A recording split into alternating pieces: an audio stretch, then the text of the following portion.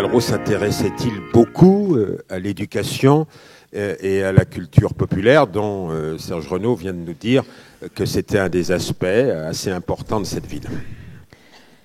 Malraux rêvait. Malraux rêvait beaucoup.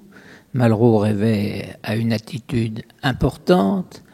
Malraux rêvait au point que Charles de Gaulle l'a qualifié d'ami génial dont le fulgurant jugement dissipait les ombres.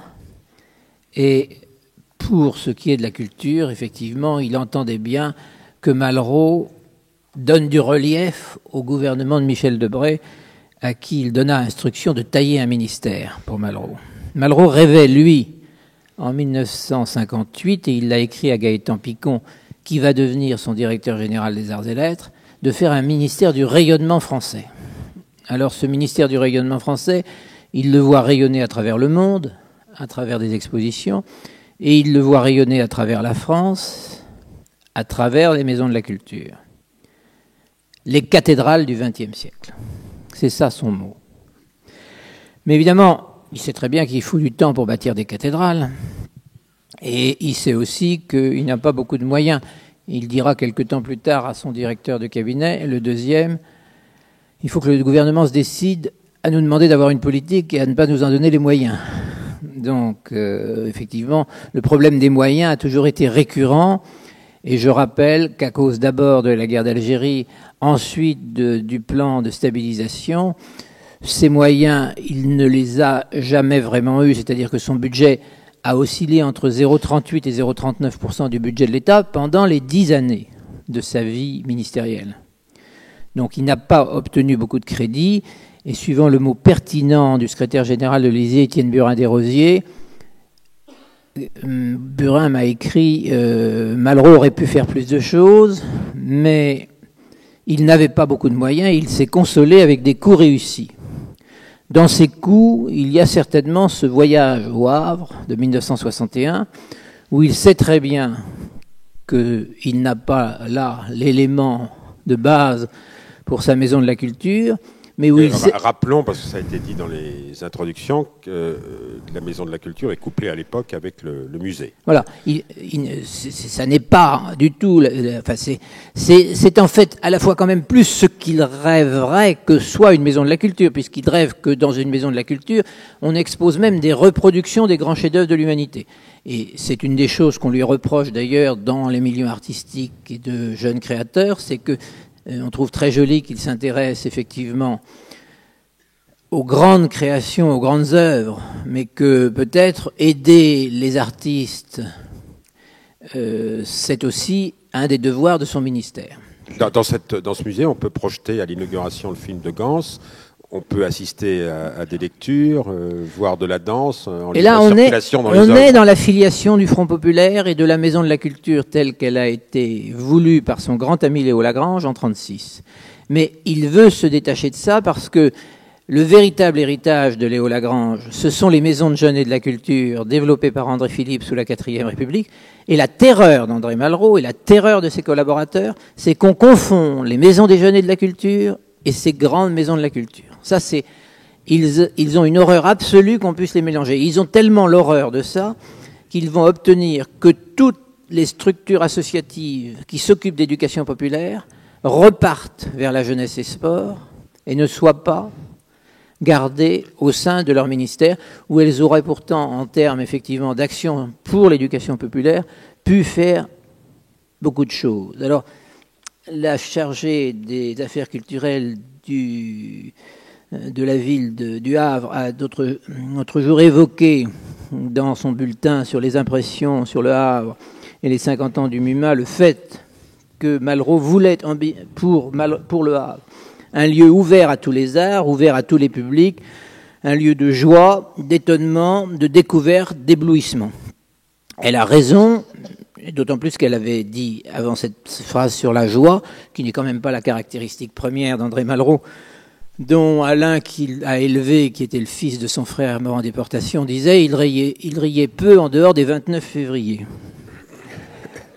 Donc, Malraux est évidemment empreint de gravité dans son action et il croit aux enjeux essentiels. Et par ailleurs, le André Malraux qui arrive au Havre est quelqu'un qui, un mois précisément avant, a vu descendre dans la terre du cimetière de Charonne le cercueil de ses deux fils. Alors, vous racontez dans votre livre que, ça fait écho à ce que disait Jacques Toubon, des garçons de 15 ans, incapables pour une fois de prononcer un discours, au moment de l'enterrement, il a porté un toast aux jeunes de 15 ans qui allaient pouvoir disposer de maisons de la culture. Et je suis convaincu qu'il a choisi cet âge de 15 ans parce que c'était un peu en dessous des âges de Gauthier et Vincent qui avaient 20 et 18 ans.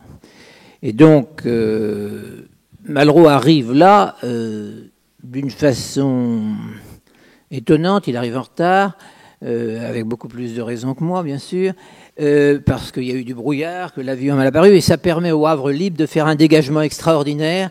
L'avion a pu percer la brume, le ministre est un surhomme. S'il ne commande pas aux éléments, il sait comment on les dompte, à grands coups d'audace et de confiance en eux et en soi. C'est un homme d'une trempe exceptionnelle, un héros qui n'a pas vieilli et n'est pas fatigué, un héros qui rayonne plus que jamais et qui donne confiance. C'est admirable. C'est un portrait flatté, flatteur, qui ravit le surhomme, bien entendu.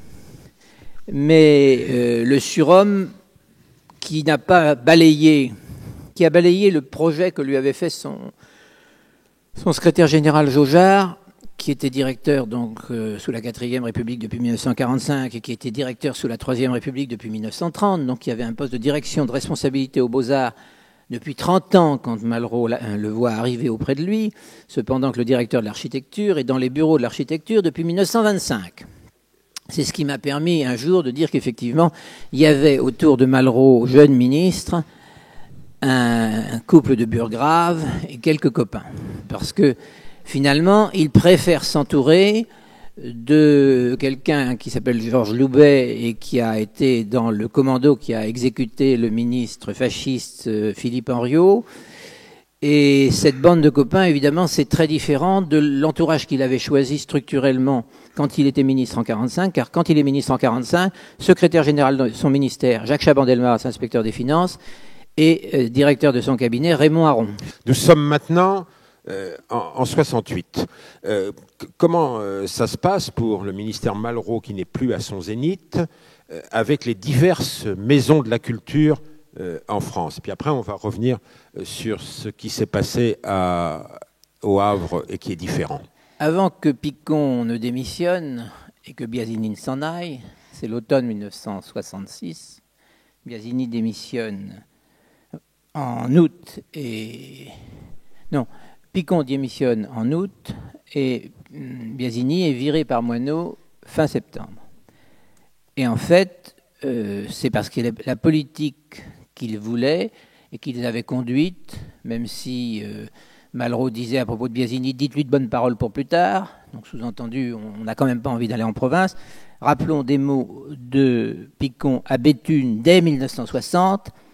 La République doit permettre à chacun de s'associer, s'il en est digne, à la création, à la recherche de l'esprit contemporain. Les maisons de la culture seront les lieux où l'image inachevée de la culture sera montrée à ceux qui participent d'elle.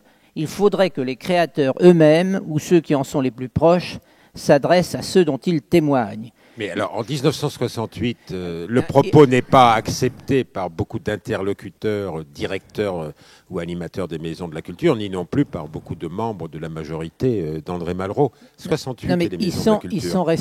Ils sont restés dans le flou, puisque de toute façon, finalement, les maisons de la culture dépendaient d'un Gabriel Monet et dépendaient essentiellement, effectivement, des gens qui se rassemblaient pour les faire, parce que, à la grande inquiétude quelque part du ministère des Finances, ils entendent le directeur général des Arts et Lettres, peu avant son départ, dire ce que seront les maisons de la culture, on est 5 ans après leur début théoriquement, ce que seront les maisons de la culture, nous le savons moins que nous ne le cherchons. Elles exigeaient d'exister. L'existence actuelle des maisons est là pour prouver que le ministère des Affaires culturelles est autre chose que l'ancien secrétariat d'État. Rien n'est fait. Tout est à faire. Rien n'est garanti, tout est à risquer. Alors effectivement, pour des gestionnaires qui entendent que depuis 5 ans, on dépense des budgets et que le directeur général leur dit rien n'est fait, je peux vous dire que ça fait frémir, évidemment. Et beaucoup de choses se défont dans certaines maisons, en tout cas en 68. Je vous rappelle, on est en 68. Oui, avec Charles-Louis Foulon. Pensons à Châlons avec Janson. Voilà, Janson n'est pas encore arrivé. Janson arrive en 67. Oui. Mais et on est en 68, nous, déjà. Thonon et Caen sont morts. C'est-à-dire, mais Caen, Biasini s'en méfiait puisqu'il a dit au ministre, gardez-vous d'aller approuver l'existence de la Maison de la Culture de Caen, qui n'est qu'un théâtre municipal entièrement gouverné par son maire.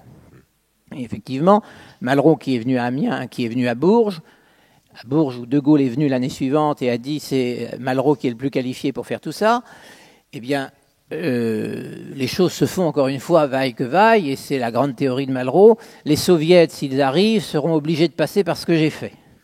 Alors, c'est pas les soviets partout, en 68, mais il est clair que tout ce qui se passe en 68, en tout cas du côté de la majorité parlementaire, on trouve que c'est très excessif, et ce sont les gens qui sont nourris de ces images des maisons de la culture contestataire qu'un homme comme Marcus ou un homme comme Malo finira par appeler les maboules intellectuels.